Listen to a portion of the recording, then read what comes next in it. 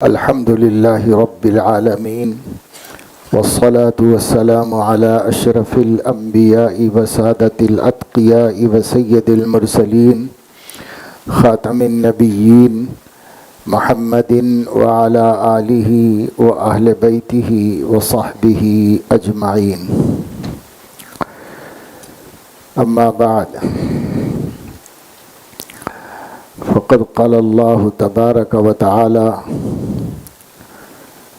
يا أيها الذين آمنوا اتقوا الله وابتغوا إليه الوسيلة وجاهدوا في سبيله لعلكم تفلحون. صدق الله العظيم. نہایت قابل عزت و احترام طلبہ کرام جو اس وقت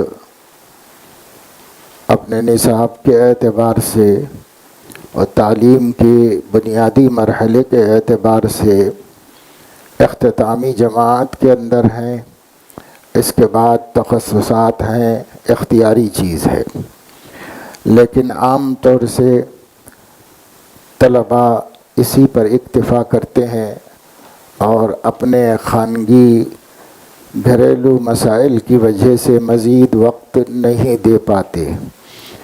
اس سال کے اختتام پر آپ کو عالم دین ہونے کا لقب دیا جاتا ہے اور دین کا اور نبی کا وارث قرار دیا جاتا ہے۔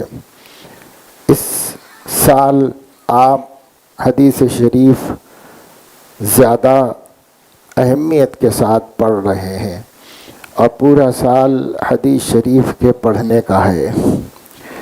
مختلف کتابیں، ان کے مختلف فوائد ہیں، اگرچہ کہ ابواب اور مضامین ہر حدیث کی کتاب میں تقریباً ایک ہی ہوتی ہے، ترتیبیں الگ الگ ہوتی ہیں، لیکن مضامین تقریباً وہی ہوتے ہیں، اور احادیث بھی غالب درجے میں ایک ہی ہوتی ہیں اور کچھ مختلف ہوتی ہیں، لیکن پھر بھی اتنی کتابیں جو پڑھائی جاتی ہیں تو ہر کتاب کا ایک خصوصی فائدہ ہے۔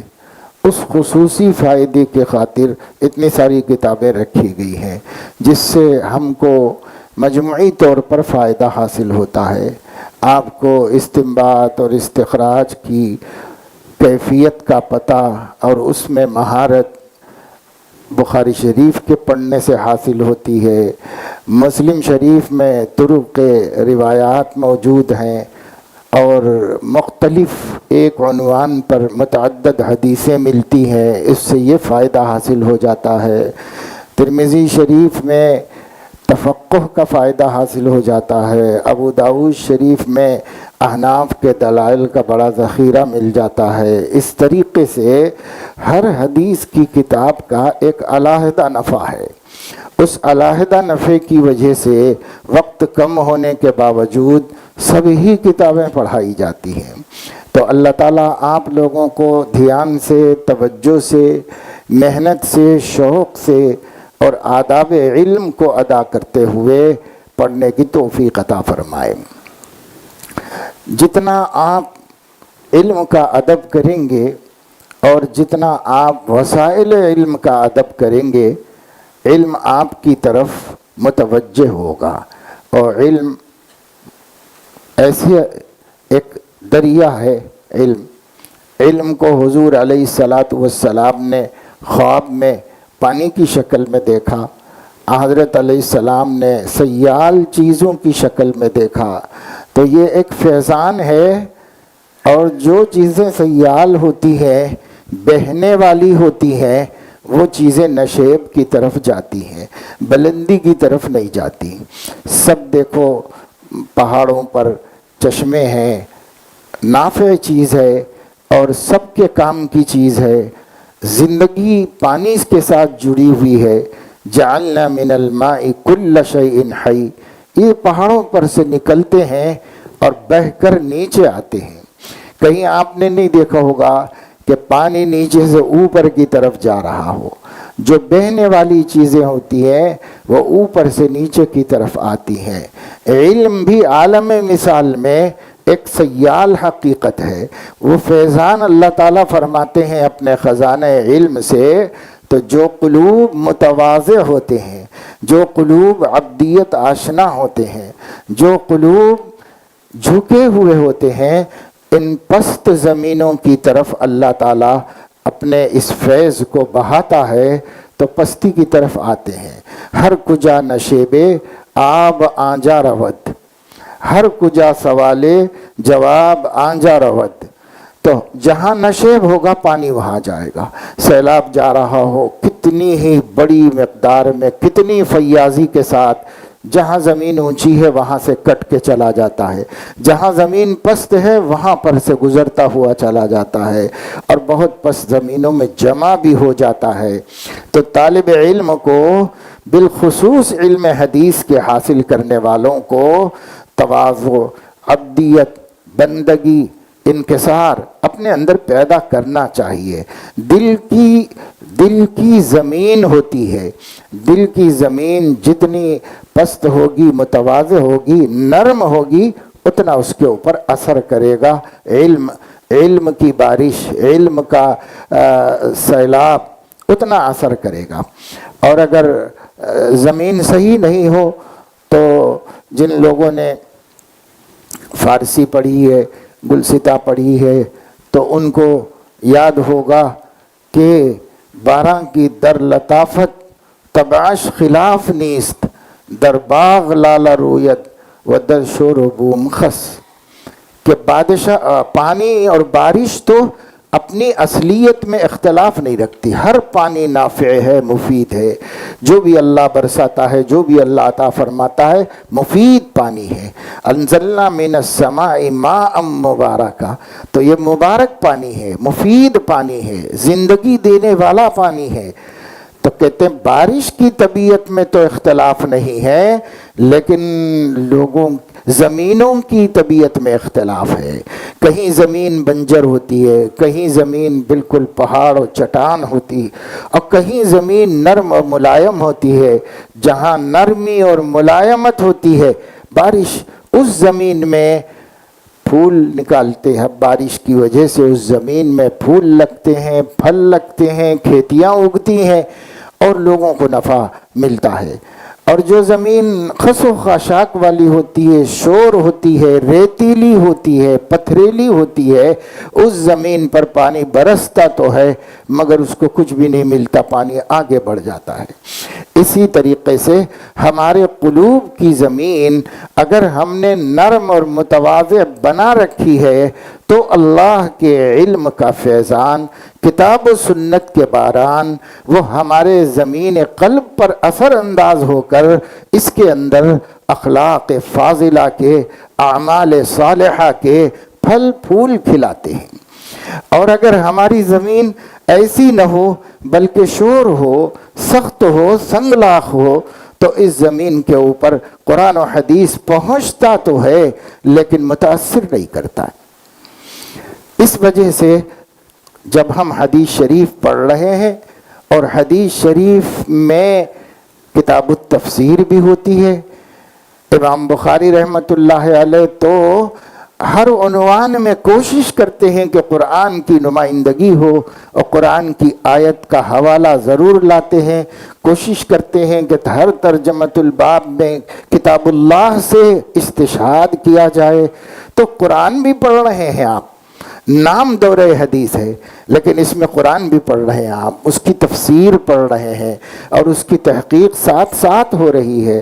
پھر اساتذہ پڑھاتے ہوئے ایک ایک حدیث کو سمجھانے کے لیے 20 آیات کو بھی کوڈ کرتے ہیں اور اسے دلیل میں پیش کرتے ہیں۔ اس طرح آپ کتاب و سنت کو مجموعی طور پر حل کر رہے ہیں اور حاصل کر رہے ہیں، اور کتاب و سنت ہی ہمارا دین ہے۔ اس لیے یہ ہمارے دین کے فیضان کا وقت ہے۔ قلوب جتنے ملائم ہوں گے اتنا فیض حاصل کریں گے، اور قلوب جتنے سنگلاخ اور سخت اور شور ہوں گے اتنا محروم رہیں گے۔ دوسری بات یہ ہے کہ یہ آخری سال ہے تو ذہن میں رہنا چاہیے کہ یہ ہمارا آخری سال ہے. ہو سکتا ہے ہمارے خانگی اور والدین کے احوال ہمیں اسی پر بس کر دینے پر مجبور کریں گے. تو اب جو کچھ ہمیں سیکھنا ہے، جاننا ہے، پانا ہے، یہی سال کے اختتام تک پانا ہے. یہ دھیان اور توجہ رکھنا چاہیے اس کی طرف. ایک بزرگ گزرے ہیں حضرت مولانا محمد اکرام صاحب رحمۃ اللہ علیہ، جو ڈابھیل کے مدرسہ تعلیم الدین کے سابق شیخ الحدیث تھے. ایک مرتبہ حیدرآباد میں علماء کی ایک مجلس میں یہ سوال فرمایا کہ آپ لوگ جانتے ہو کہ مدرسے کو مادر علمی کیوں کہا جاتا ہے؟ حالانکہ پدر کا مقام اونچا ہے، تو اس کو پدر علمی بھی تو نام رکھا جا سکتا تھا، لیکن اس کا نام پدر علمی کہیں بھی نہیں سنو گے. سب لوگ کہتے ہیں فلاں مدرسہ میرا مادر علمی ہے، سب اس کو مادر کہتے ہیں، پدر کوئی نہیں کہتا. ماں مانتے ہیں، باپ نہیں مانتے اس کو. کیوں؟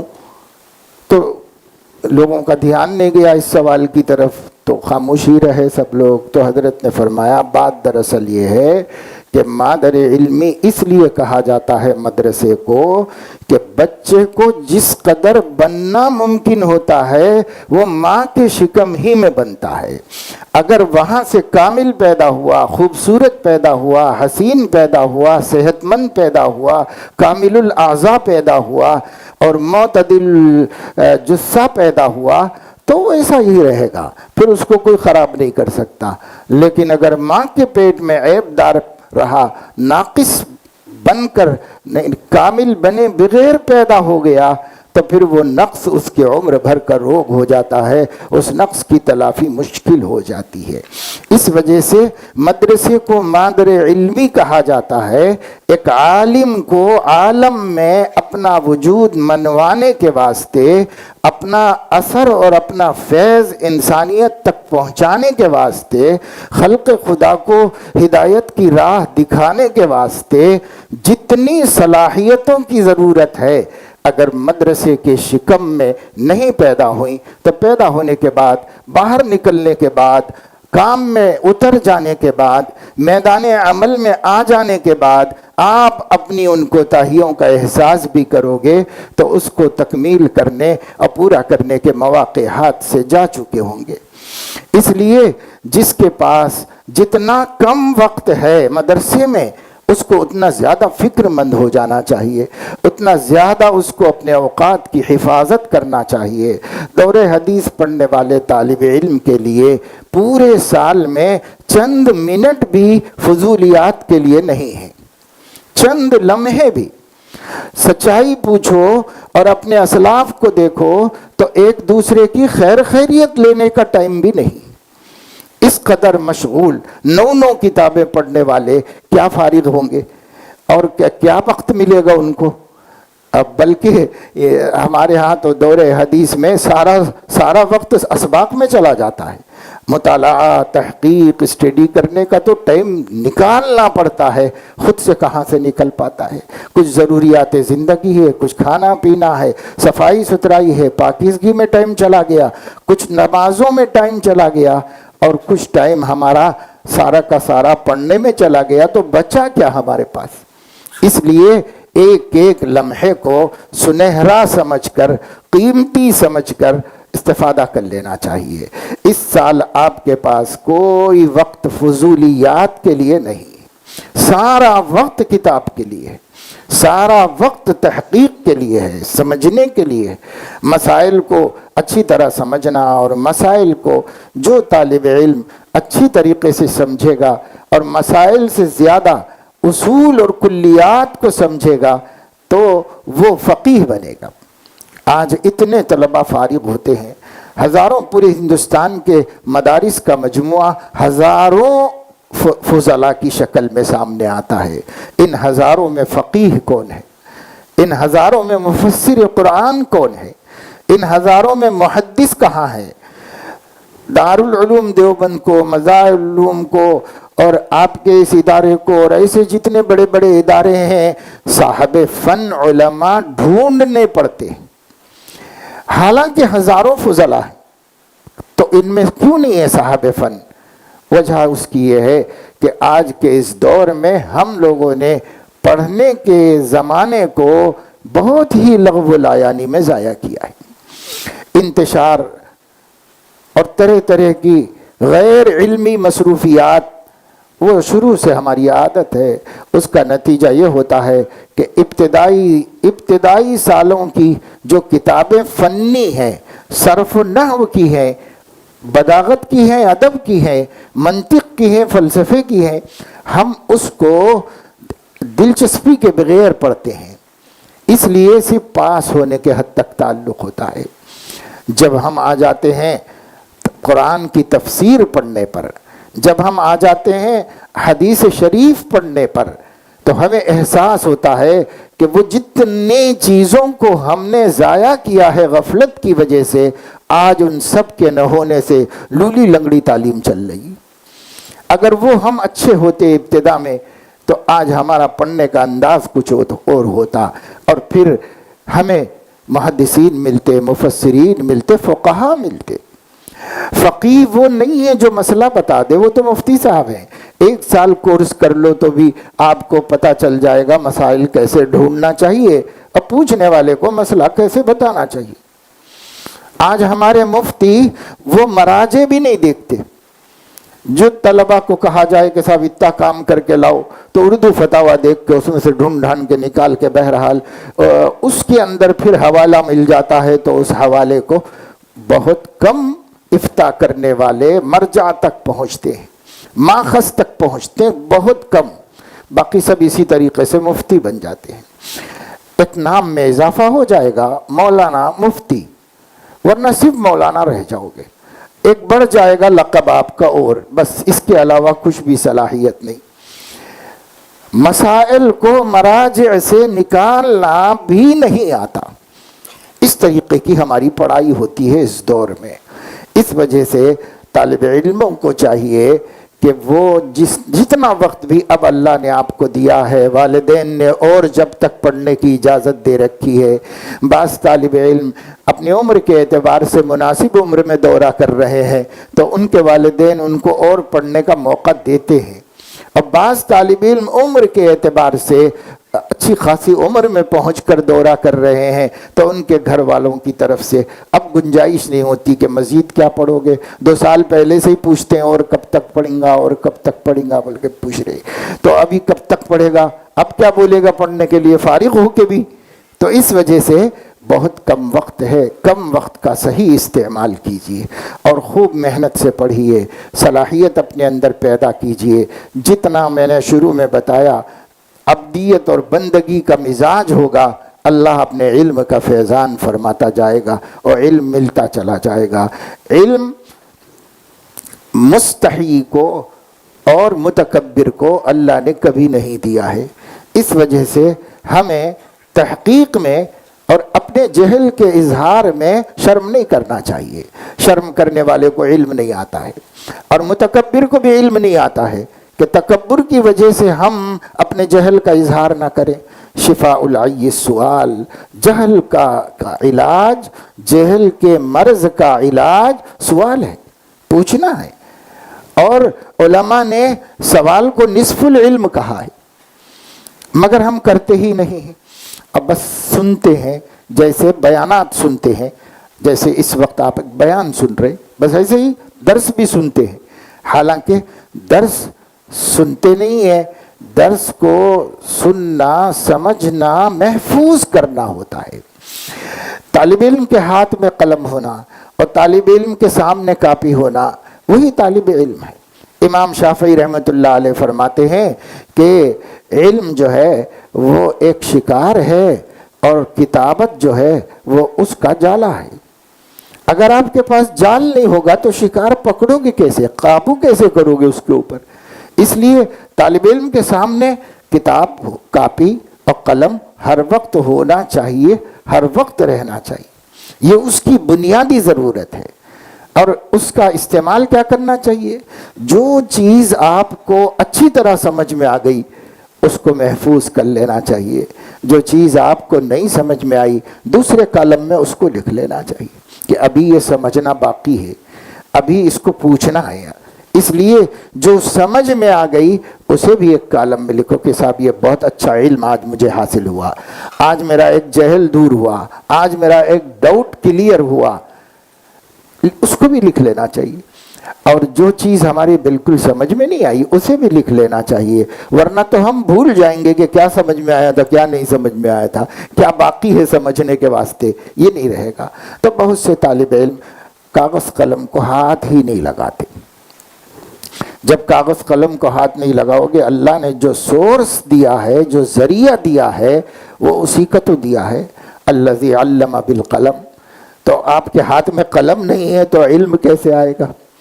اس لیے ہر طالب علم کو، بعض اساتذہ آتے ہیں ہمارے پاس، ان سے کہیں سائن کرنے کے لیے کہا جائے تو سائن کرنے کے لیے قلم پوچھتے ہیں، قلم کی طرف دیکھتے ہیں، ان کے اپنے جیب میں نہیں ہوتا، تو ہمیں کہنا پڑتا ہے کہ واہ بھائی کیا استاد ہے، جس کے پاس علم تو ہے قلم نہیں، کیسا استاد ہے۔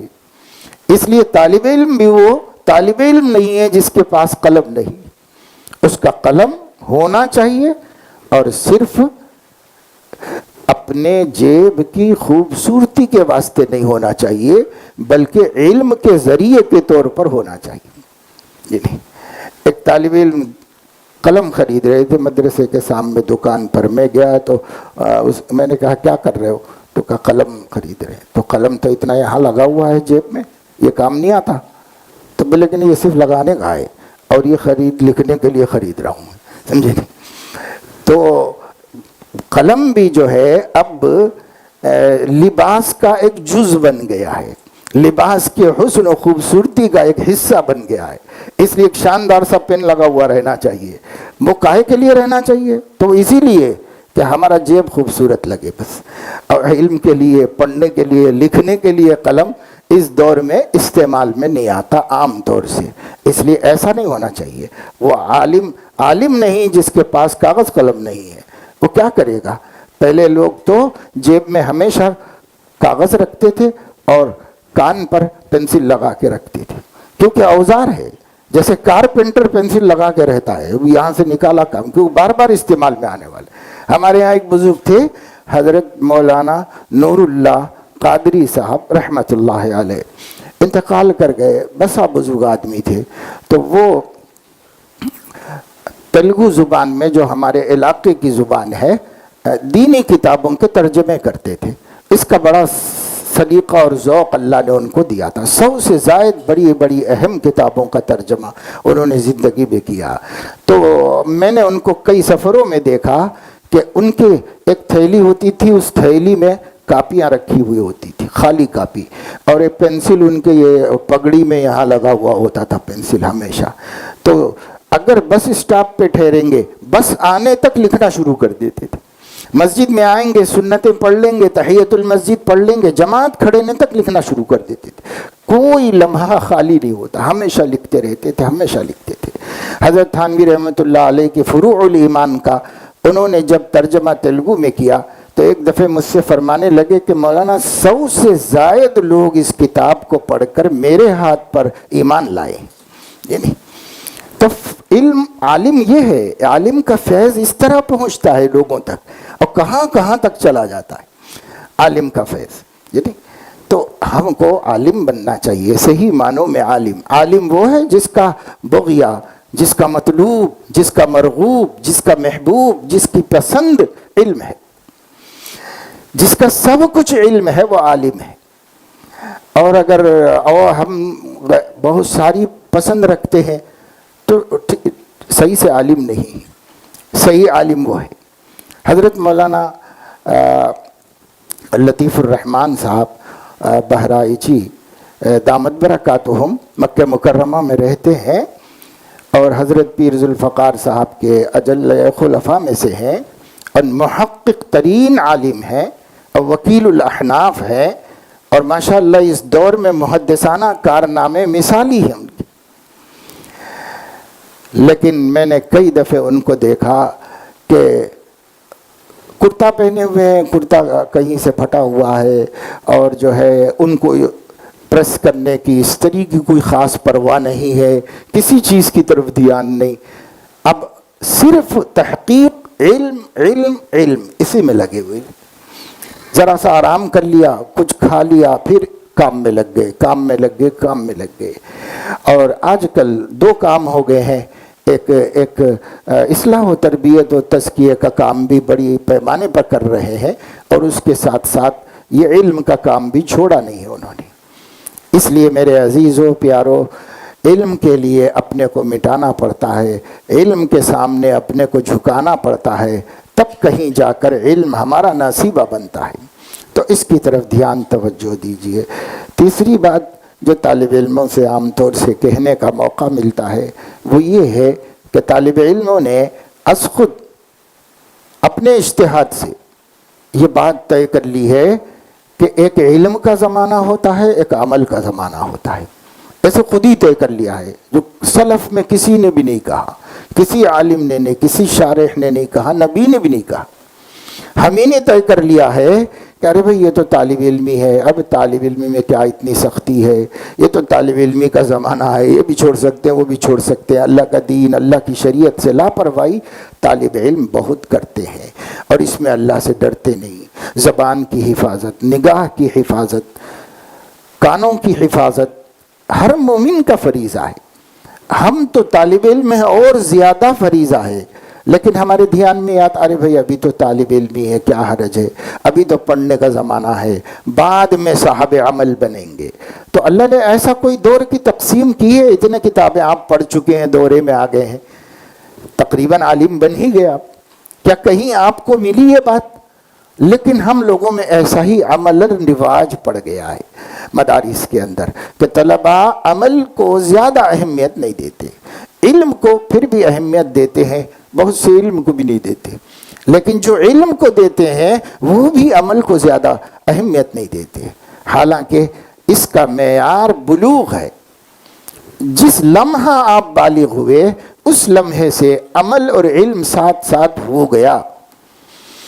اس کے بعد کسی چیز میں رعایت نہیں ہے. کسی بالغ عاقل مسلم کو احکام شریعت میں کوئی رعایت نہیں، اس کی کسی مصروفیت کی وجہ سے بھی رعایت نہیں ہے. احکام شریعت اس کے طرف متوجہ ہو گئے، وہ مکلف ہو گیا، اور اس کے بعد سے کھاتا کھل گیا. نیکیاں پہلے بھی لکھی جا رہی تھیں لیکن گناہ نہیں لکھے جا رہے تھے، اور اب فرشتہ گناہ بھی لکھنا شروع کر دیا. فرض کرو کوئی آدمی آج کے دن میں اس وقت میں 8:30 پر پیدا ہوا تھا اور اب 15 سال کا ہوا، اور آپ لوگ تو سب اس سے بڑے ہی ہیں، لیکن فرض کرو کہ اب 8:30 پر اس کی عمر 15 سال کی ہو گئی، تو یہ بایاں والا فرشتہ بھی قلم اٹھا لیا ہے. اب اس کے لیے لکھنا شروع کر دے گا. اب وہ گناہوں کو محفوظ کرے گا. ام یحسبون انا لا نعلم سرهم ونجواهم بلا ورسلنا لدیہم یکتبون. ہمارے فرشتے بھیجے ہوئے، ہمارے مرسل انہی کے قریب میں بیٹھ کر لکھ رہے ہیں، سب کچھ محفوظ کر رہے ہیں. ہم کو اس کا احساس رہنا چاہیے. جس طالب علم کو اس کا احساس نہیں، اس کی زندگی صاف شفاف نہیں ہو سکتی، اس کی زندگی میں نورانیت نہیں ہو سکتی، اور جس زندگی میں نور نہیں اس زندگی میں علم نہیں آ سکتا. علم کے حروف اور نقوش تو آپ کو آ جائیں گے. اب ممکن ہے آپ امتحان میں اعلیٰ درجے سے پاس بھی ہو جائیں، لیکن علم جس حقیقت واقعہ کا نام ہے، علم جس فضل الہی کا نام ہے، علم جس نور آسمانی کا نام ہے، اس سے محروم ہی رہے گا، وہ نہیں ملے گا اس کو. اس وجہ سے طالب علم کو صاحب عمل ہونا چاہیے، صاحب ورع و تقوی ہونا چاہیے، پرہیزگاری سیکھ لینا چاہیے. آپ کو طلب علم کے زمانے ہی میں اللہ سے ڈرنا سیکھ لینا چاہیے، خوف و خشیت سیکھ لینا چاہیے، اللہ کے ہونے کا احساس، اللہ کے دیکھنے کا یقین ہمارے قلوب میں اتنا پیدا ہو جائے کہ جو کام وارث رسول کے شایان شان نہیں ہے اس کا تو ہم خیال بھی نہ کریں. کرنا تو بہت دور کی بات ہے، ہمیں خیال بھی نہ ہو، کیونکہ ہم وارث رسول ہیں، وارث نبی ہے. نبی کتنے کتنی پاک باز زندگی گزارتے تھے، ان کا وارث کیسے وہ کام کر سکتا ہے جو ناپاک ہے، منکر ہے، فحشا ہے، ناپسندیدہ ہے؟ اس سے بچنا چاہیے۔ جو منکرات عرفی ہیں اس سے بھی بچنا چاہیے، کیونکہ امام شامی رحمۃ اللہ علیہ نے فرمایا کہ عالم کو مروءت کے خلاف کوئی کام کرنا جائز و درست نہیں ہے۔ مروءت عربی کا لفظ ہے، اردو میں اس کو شرافت کہتے ہیں۔ عرف میں جو شرافت ہے اور جو غیر شریفانہ حرکت ہے، اس کا فرق سمجھنا چاہیے۔ عالم کو کوئی ایسا کام نہیں کرنا چاہیے جو مروءت کے خلاف ہو۔ اور پھر اسی طریقے سے امام شافعی رحمۃ اللہ علیہ نے یہاں تک بھی لکھا ہے اپنی کتاب کے اندر کہ معلوم ہونا چاہیے آپ کو، یعنی پڑھنے والوں کو معلوم ہونا چاہیے کہ جس طریقے سے فرائض اسلامی کا علم حاصل کرنا مسلمانوں پر فرض ہے، اسی طریقے سے حسد کا، غضب کا، ریا کا، سمعہ کا اور حقد کا، عناد کا علم حاصل کرنا بھی فرض ہے۔ جیسے اور فرائض ہے یہ بھی فرض ہے، ہم اس کی طرف دھیان نہیں دیتے۔ حالانکہ اب آپ حدیث پڑھ رہے ہو، حدیث میں کتاب الاخلاق ہے، حدیث میں ہر جگہ ہمارے لیے ہماری دین کی تکمیل کے عنوانات ہیں، کیونکہ نبی آئے ہی اس لیے کہ اپنی امت کو ظاہراً و باطناً، عادتاً و عبادتاً کامل بنا دیں، اسی کے لیے آئے۔ لِأُتَمِّمَ مَكَارِمَ الْأَخْلَاقِ، وہ مکارم اخلاق ہمارے اندر آ چکنا چاہیے۔ ٹائم نہیں ہے، اس لیے نگرانی کرو، نگہداشت رکھو، دیکھو، نظر کرو اپنے اوپر کہ ہماری زندگی نبی پاک صلی اللہ علیہ وسلم کے اخلاق فاضلہ اور صفات حمیدہ سے متصف ہے یا نہیں ہے؟ ہمارے اندر سے رذائل کا امالہ ہوا ہے کہ نہیں ہوا ہے؟ ہم غضب کی بری صفت سے محفوظ ہے نہیں ہے؟ آج ہم ساتھیوں پہ غصہ نکال لیں، لیکن کل جب سماج میں جائیں گے آپ کا غصہ آپ کو دین کی تبلیغ سے محروم کر دے گا، اور اگر کرو گے تو لوگوں پر اثر نہیں ہوگا۔ اس لیے ہمیں اپنی صفات پر نظر ثانی کرنا چاہیے۔ اور ماشاءاللہ اتنا بڑا مدرسہ ہے، اس میں بڑے بڑے علماء بھی ہیں اور بڑے بڑے مشائخ بھی موجود ہیں۔ آپ کے لیے کسی مربی کو تلاش کرنے کی بھی ضرورت نہیں ہے، کتنے اساتذہ خود مربی ہیں۔ آپ جس سے مناسبت ہو اپنا تعلق ان کے سے دوستانہ بناؤ، آپ چاہے مرید نہ ہو جاؤ کسی کے۔ ہمارے حضرت محی السنہ رحمۃ اللہ علیہ اکثر فرمایا کرتے تھے کہ بھائی اگر آپ کو کسی مربی کو اپنا پیر مرشد کہتے ہوئے عار محسوس ہوتا ہے، کسی کو اپنا پیر مرشد کہتے ہوئے شان کے خلاف محسوس ہوتا ہے، تو چھوڑو بھائی، وہ لفظ نہ استعمال کرو کبھی، لیکن آپ ان کو اپنا جو ہے مشیر قانونی کہو، مشیر اسلامی کہو، لیگل ایڈوائزر کہو، کچھ تو کہہ لو، جو نام رکھنا ہے رکھ لو۔ حضرت عمر رضی اللہ تعالیٰ عنہ کے پاس خط آیا کہ یہ شام کے عیسائی کہہ رہے ہیں کہ مسلمانوں سے تو زکوٰۃ لیتے ہیں اور ہم سے جزیہ لیتے ہیں، یہ ہماری توہین ہے۔ تو حضرت عمر نے گورنر سے کہا جس نام سے وہ دینا چاہتے ہیں دے دیں، نام کو لے کے کیا کریں گے، کام ہونا چاہیے۔ تو اس طریقے سے آپ پیر مرشد نہ بولو اپنے مربی کو، لیکن ان کا کوئی سا نام رکھ لو اور ان کے پاس جاؤ، جو اپنے اندر کمی کمزوری نظر آ رہی ہے ان سے مشورہ کرو، مشورہ کر کے دور کرو۔ کیونکہ عام طور سے اپنی معلومات سے اپنی اصلاح نہیں ہوتی۔ دنیا میں آپ دیکھ لیں، کہیں بھی دیکھ لیں، پورے عالم میں بڑے بڑے سرجن، بڑے بڑے اسپیشلسٹ، بڑے بڑے ڈاکٹر خود بیمار ہوتے ہیں تو دوسرے سے علاج کراتے ہیں، حالانکہ وہ سینکڑوں ہزاروں کا خرچ کرتے ہیں، لیکن اپنی بیماری کا علاج دوسرے سے کراتے ہیں، کیونکہ بیماری کی نفسیات ہی یہ ہے کہ دوسرا پکڑ سکتا ہے، دوسرا سمجھ سکتا ہے۔ اور یہ جو ہمارے روحانی امراض ہیں وہ تو اتنے خفیہ ہیں اور اتنے چھپے ہوئے ہیں کہ بعض بیماریوں کے بارے میں علماء نے فرمایا عمریں نکل گئیں لیکن مرض نہیں نکلا، عمریں نکل گئیں۔ جیسے حب جاہ ہے، مشائخ فرماتے ہیں بڑے بڑے مشائخ کی زندگیاں گزر گئیں مجاہدے کرتے ہوئے، لیکن حب جاہ کچھ نہ کچھ جراثیم باقی رہ گئے، نکلے نہیں۔ تو حضرت فرماتے تھے کہ بھئی کسی نام سے صحیح اپنی اصلاح کرو، اپنا تزکیہ کرو، اپنی تربیت کرو۔ حضرت حکیم اختر صاحب رحمۃ اللہ علیہ نے فرمایا قد افلح من زکاہا، کہا جس نے نفس کا تزکیہ کرایا، کر لیا نہیں کرایا، اس لیے کرانا ہی پڑتا ہے، تو کرائیں، اپنی کمزوریوں کو دور کریں۔ بہت مشکل ہوتی ہے۔ ایک بہت بڑے بزرگ گزرے ہیں بنگلہ دیش میں، ڈھاکہ میں رہتے تھے، حافظ جی حضور کے نام سے مشہور تھے، بڑی لمبی عمر پائی، 100 برس سے بھی زیادہ، حکیم الامت حضرت تھانوی رحمہ اللہ کے خلیفہ تھے۔ علم بہت تھا ان کو۔ انہوں نے پہلے اپنے وطن میں دورہ کیا، پھر ڈھاکہ کے ایک بڑے مدرسے میں دورہ کیا، پھر مدرسہ امینیہ میں کیا، اس زمانے میں تقسیم نہیں ہوئی تھی، دلی میں مدرسے امینیہ میں دورہ پڑھا، پھر مظاہر سہارنپور میں جا کر دورہ کیا، پھر دارالعلوم دیوبند میں جا کے حضرت کشمیری سے دورہ کیا۔ 5 یا 6 مرتبہ انہوں نے دورہ کیا، علم کا ذوق ہونے کی وجہ سے کہ بھئی یہ ہر بڑے بڑے علماء سے پڑھنے کی خواہش تھی، سب سے جا کے پڑھا۔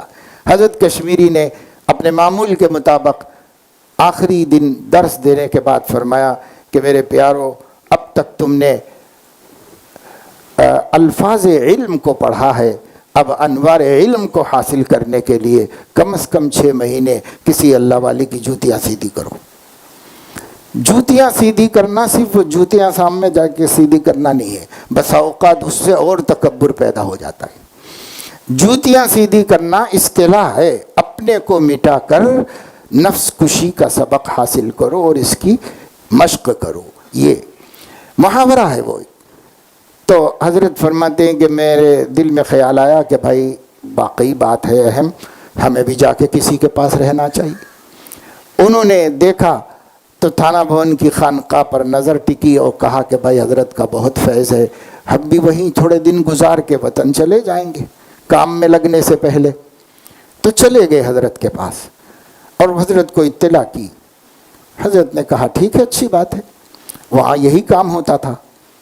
تو فرماتے ہیں انہوں نے خود لکھا ہے کہ اب میں سوچا کہ کیا کروں۔ حضرت نے فرمایا اپنے امراض، اپنی کوتاہیاں سوچ سوچ کر کاپی رکھو، اس میں لکھ کر کے دو، اور جو طریقہ علاج کا بتایا جائے اس پہ عمل کرتے رہو، اس طرح ایک ایک کمی اپنی دور کرتے رہو۔ یہ طریقہ بتا دیا۔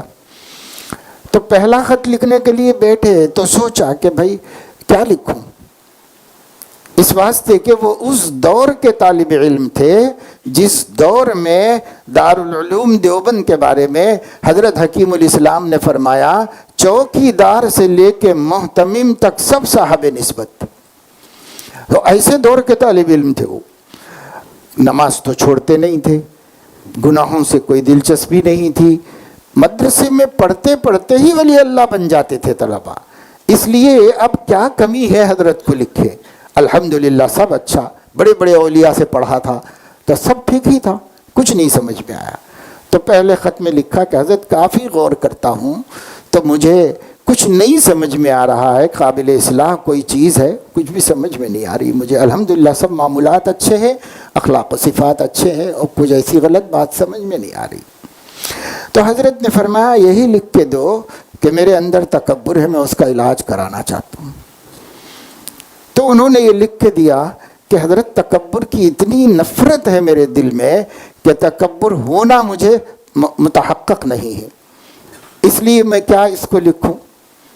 تو حضرت نے فرمایا کہ یہ نہ ماننا بھی تو تکبر ہے، اس لیے اس کو لکھ کے دو کہ میرے اندر تکبر ہے۔ تو انہوں نے لکھ کر کے دیا۔ تو حضرت نے فرمایا کہ اس کا علاج یہ ہے کہ آپ کل فجر کی نماز کے بعد جب میں سلام پھیر چکوں تو خانقاہ کی مسجد میں کھڑے ہو کر کے پہلی صف میں نماز پڑھو اور میرے سلام پھیرنے کے بعد کھڑے ہو کے اعلان کرو کہ بھائیو میں تکبر کا مریض ہوں، میرے واسطے دعا کیجیے، یہ اعلان کرو۔ اب اتنا بڑا عالم 6 سال سے تو دورہ ہی کر رہا ہے، اور اتنا بڑا عالم اور نیک آدمی اور ماشاءاللہ اس زمانے کے طلباء کا بہت اونچا مقام تھا، اور مسجد میں اعلان کرنا، مسجد میں گاؤں کے محلے کے لوگ بھی آتے ہیں، عوام الناس بھی ہوتے ہیں، خواص بھی ہوتے ہیں، کیسے کروں؟ تو فرماتے ہیں کہ وہ جواب پڑھنے کے بعد یہ طے کر لیا کہ خانقاہ تو عشاء کے بعد بند ہو جاتی ہے، کوئی باہر نکل نہیں سکتا، لیکن میں جب سب ناظم خانقاہ سو جائیں گے تو دیوار کود کے چلا جاؤں گا یہاں سے، یہ دوا میں پی نہیں سکتا اور یہ علاج ہو نہیں سکتا یہاں سے نکل جانا ہی بہتر ہے۔ یہ طے کر لیا، اور یہ طے کر کے بستر باندھ لیا، اپنا سامان وغیرہ سب طے کر کے رکھ لیا۔ لیکن چونکہ خود نیک آدمی تھے، متبع سنت تھے، تو فرماتے ہیں کہ جب میں آدھی رات کے بعد اٹھا اور اپنا قصد پورا کرنا چاہا تو خیال آیا کہ بھئی سفر سے پہلے 2 رکعت نماز پڑھ لینا چاہیے، اس لیے میں نے وضو بنایا اور 2 رکعت نماز پڑھی، اور اس کے بعد دعا کیا۔ جب دعا کر رہا تھا تو دل میں یہ بات آئی کہ اگر تو متکبر نہیں ہے تو مسلمانوں سے دعا کی درخواست کرنے میں تجھے کیا پریشانی؟ کیوں نہیں کرنا چاہ رہا ہے مسلمانوں سے دعا کی درخواست؟ اس سے کیا عزت چلی جائے گی؟ اس سے کیا مقام و مرتبہ گر جائے گا؟ اللہ کی طرف سے اچھی باتیں دل میں آتی گئیں۔ انہوں نے جب ہاتھ پھیر لیا تو کہتے ہیں کہ میرے دل میں یہ بیٹھ گیا کہ نہیں جانا ہے اور یہ کام کرنا ہے۔ چنانچہ بستر بچھا کے لیٹ گئے، فجر کی اذان ہوئی، دل دھڑکنے لگا، پیر بوجھل ہو گئے، بڑی مشکل سے صف اول میں گئے۔ نماز ساری یہی خیال رہا کہ حضرت سلام پھیریں گے اور مجھے لوگوں کے سامنے ذلیل ہونا ہے، بس یہی خیال رہا۔ حضرت نے سلام پھیرا اور کھڑے ہوئے اور لڑکھڑاتی زبان سے کہا کہ بھائیو میں تکبر کا مریض ہوں، میرے لیے دعا کر دیجئے۔ اب بیٹھ گئے بس۔ تو حضرت نے خود لکھا ہے ایک مضمون میں اپنے قلم سے کہ وہ دن تھا اور آج کا دن ہے، اللہ نے تکبر میرے اندر سے نکال دیا، اگر اس دن نہ نکلتا تو آج میں بھی ایک متکبر فرعون بنا رہتا، لیکن اللہ نے اس دن نکال دیا میرے دل سے۔ تو ایسے ایسے مجاہدات لوگوں کو کرنے پڑتے ہیں، لوگ اس سے گزرے، ہم سے بہت اچھے لوگ گزرے ان چیزوں سے اور اچھے سے اچھے بن گئے۔ ہم لوگوں میں تو بڑی کمیاں ہیں، ہمارے اندر تو بہت سی کوتاہیاں ہیں، ہماری اصلاح کی تو بہت زیادہ ضرورت ہے۔ ہمارے ساتھی، ہمارا ماحول ایسا بھی نہیں ہے جیسا پہلے زمانے میں مدرسوں کا ہوا کرتا تھا، اس دور میں نہیں ہے۔ یہ الگ بات ہے کہ پھر بھی اور ماحولوں سے یہ بڑا اچھا ماحول ہے مدارس کا، لیکن پھر بھی پہلے کے مقابلے میں اب ویسا نہیں رہا۔ تو اس وجہ سے یہ کمیاں، یہ کوتاہیاں، آپ کو اس کی فکر بھی کرنا چاہیے۔ آپ کسی نقص کے ساتھ مت نکلو مدرسے سے، مدرسے میں ہر ضرورت کی چیز اپنے اندر پیدا کرو اور اس کے لیے فکر کرو، اللہ سے تعلق بھی پیدا کرو۔ تعلق مع اللہ کے بغیر کچھ بھی نہیں ہو سکتا، جیسے کہا گیا ہے کچھ ہاتھ نہیں آتا بے آہ سحر گاہی۔ ہمیں رات میں اٹھنا چاہیے، خدا کے سامنے جبین نیاز جھکانا چاہیے، تھوڑی دیر مناجات کر لینی چاہیے اللہ تعالیٰ سے۔ اگر ہم اب بھی نہیں کریں گے تو یہ عادت کب پڑے گی ہم کو؟ اس لیے نبی تو 1/3 رات خدا کے سامنے کھڑے ہوتے تھے، ہم تو کم سے کم 4 رکعتوں کے بقدر کھڑے ہو جائیں۔ اس کی تو مشق کر لیں۔ کوئی بھی چیز ہمارے اندر ایسی ہونی چاہیے کہ ہم خدا سے لو لگا سکیں، دل میں لگا کے ان کی لو کر دے جہاں میں نشر ضو، شمعیں تو جل رہی ہے سو بزم میں روشنی نہیں۔ کتنے علماء ہیں مگر اندھیرے کا اندھیرا ویسا ہی ہے۔ سماج کی برائیاں بڑھ رہی ہیں، گھٹ نہیں رہی۔ اپنا خاندان دن بدن برباد ہو رہا ہے، ہمارے عالم گھر میں موجود ہونے کا کوئی خاص فائدہ نظر نہیں آ رہا ہے۔ ہمارا محلہ، ہماری بستی گناہوں میں اضافہ ہے، سرکشی اور بغاوت مسلمانوں میں بڑھتی چلی جا رہی ہے، اور علماء بھی بڑھتے چلے جا رہے ہیں۔ کبھی ہم علماء کو بلاتے تھے کسی میٹنگ کے سلسلے میں ہمارے علاقے میں، تو 20-25 جڑ گئے تو بہت جڑ گئے تھے پوری ریاست سے۔ اور ہم نے خود اب ایسے پروگرام کیے کہ بھئی علماء کو بلایا تو جو آ گئے وہ 2,500-3 ہزار ہوئے، اور جو نہیں آئے وہ خدا جانے اور کتنے۔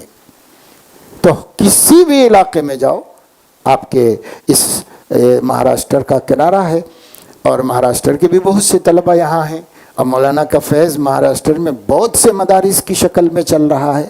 تو مہاراشٹر میں بھی کیا ہے، ہر دن سنگ دلی بڑھتی جا رہی ہے، ہر دن حالات بد سے بدتر ہو رہے ہیں۔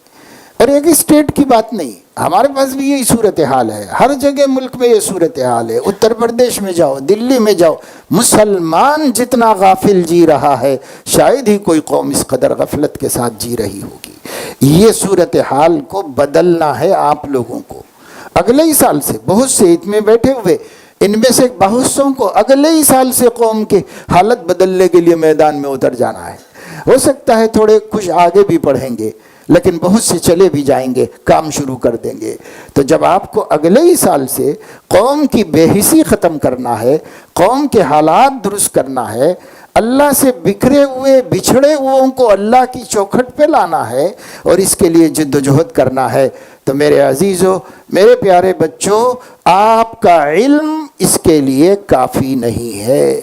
اس کے لیے آپ کا سوز درون چاہیے، اندر کی طاقت چاہیے، وہ تعلق مع اللہ کا انرجی پاور چاہیے، اور اس کے بغیر آپ کامیاب نہیں ہو سکتے دعوت دین کے میدان میں، دفاع دین کے میدان میں، امت مسلمہ کی صلاح و فلاح کے مقصد کو حاصل کرنے میں آپ اندر کی طاقت کے بغیر کامیاب نہیں ہو سکتے۔